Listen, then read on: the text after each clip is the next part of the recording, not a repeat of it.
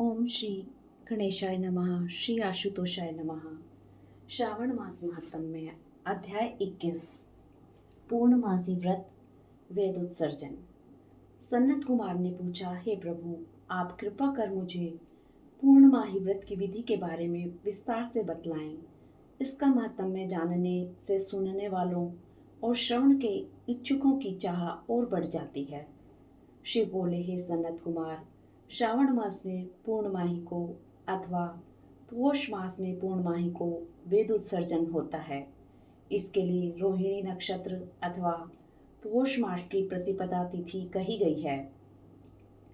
अपनी अपनी शाखाओं के अनुसार अन्य समय उपाकर्म तथा उत्सर्जन के लिए श्रेष्ठ बतलाए गए हैं। श्रावण मास में पूर्णमाही को उत्सर्जन उत्तम और मनोकूल होता है। शाखार्थी उपाकर्म के लिए श्रावण नक्षत्र प्रसन्नता पूर्वक करने चाहिए।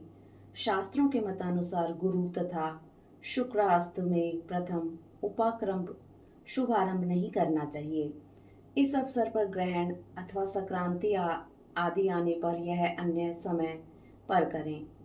हस्त नक्षत्र सहित पंचमी अथवा भाद्रपद मास की पूर्णमाही वाले दिन अपने गुह्य सूत्र के मुताबिक उत्सर्जन उपाकर्म करें। मल मास पड़ जाने से उसे शुद्ध पक्ष में ही करें।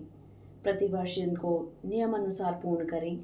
उपाकर्म पूरा होने के बाद द्विजातियों के सामने उनकी सभा में ही स्त्री समादीप समर्पण करें। तब उसे ब्राह्मण अथवा आचार्य को दान में दें।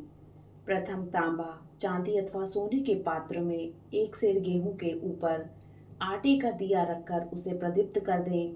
तेल अथवा घृत से भोग लगाकर 3 बत्तियों और पान के साथ उसे दक्षिणा स्वरूप ब्राह्मणों को दान दें। ब्राह्मण तथा दीपक का पूजन करते हुए यह मंत्र बोलें, मैं यह उत्तम समाधि दक्षिणा एवं पान देव देवार्थ दान कर रहा हूँ। इस प्रकार मेरे समस्त मनोरथ पूर्ण हो तथा मुझे पुत्र पौत्र एवं धन संपदा प्राप्त हो, मेरे यश की वृद्धि हो।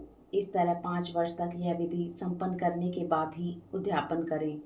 इससे देव स्वरूप भी प्राप्त होता है एवं अपनी सामर्थ्य अनुसार ब्राह्मणों को रुपया पैसा धन धान्य भी दक्षिणा स्वरूप दें। शिव बोले, हे सन्नत कुमार, मैंने तुम्हें सब वृतांत कह सुनाया है। श्रवण कर्म भी उसी रात्रि को करना चाहिए। तब वहां पर सर्प की बलि भी दें। ये दोनों कार्य अपने गुह्य सूत्रों के अनुसार ही करें। उसी दिन प्रभु हयग्रीव का अवतार पड़ता है। तब प्रभु हयग्रीव जन्म उत्सव का उत्सव भी मनाना चाहिए। जो हयग्रीव के उपासक हैं उनके लिए यह अति आवश्यक है। परंतु हयग्रीव का जन्म श्रावण मास की पूर्णमाही को श्रावण नक्षत्र में हुआ था। तब समस्त पापों का विनाश करने वाले सामवेद का गान हुआ था।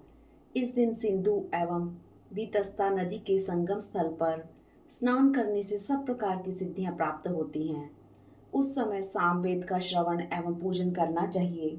तत्पश्चात रिश्तेदारों और नातेदारों के साथ भोजन एवं क्रीड़ा करें। वहां पर जल में कुमारियों को पति प्राप्ति हेतु स्नान भी करना चाहिए। उसी काल में घर लौटने पर उत्सव मनाएं एवं प्रभु हयग्रीव की पूजा भी करें। उस समय प्रथम प्रणव योजन करके भगवते तथा धर्माय बोलकर चतुर्यंत आत्मविशोधन शब्द का योजन करें। फिर अंत में नमः शब्द का उच्चारण करें।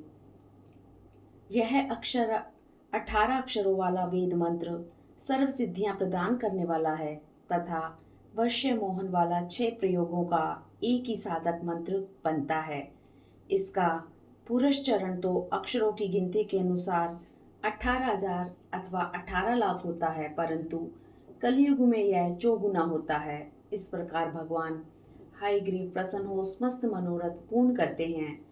रक्षाबंधन भी श्रावण मास की पूर्णिमा को आता है।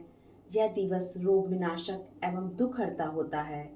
हे पुत्र, अब मैं तुम्हें यह अति प्राचीन कथा सुनाता हूँ। पहले इंद्राणी ने यह व्रत जय सिद्धार्थ इंद्र के लिए किया था। हे पुत्र, उस समय देवताओं और असुरों के मध्य 12 वर्ष तक घोर संग्राम हुआ था। इंद्राणी ने इंद्र को युद्ध में थका जानकर स्वयं रक्षा करने का वचन दिया। उसने पूर्णमाही को शुभ मानकर उस दिन मांगलिक के बाद अपने पति के हाथ में रक्षा कवच धारण करवा दिया था।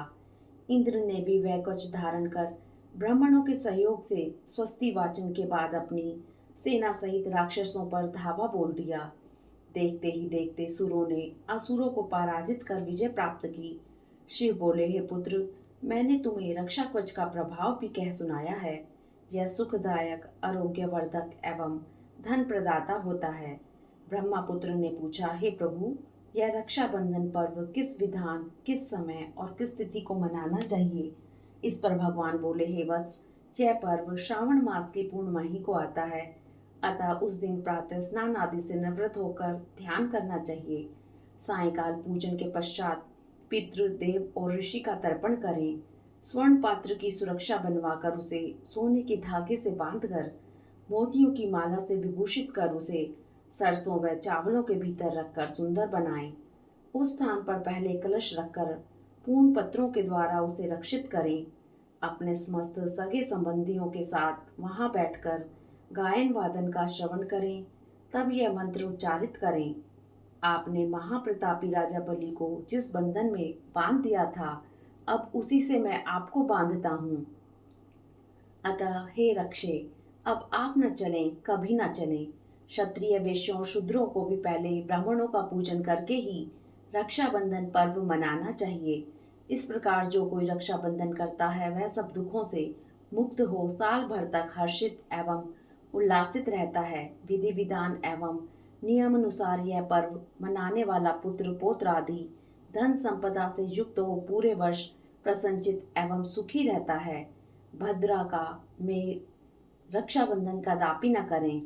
इस 21वें अध्याय के पाठ श्रवण से मनोकामना पूर्ण होती है। हरिओम तत्सत। ओम नमः शिवाय। ओम पार्वती पते हर हर महादेव।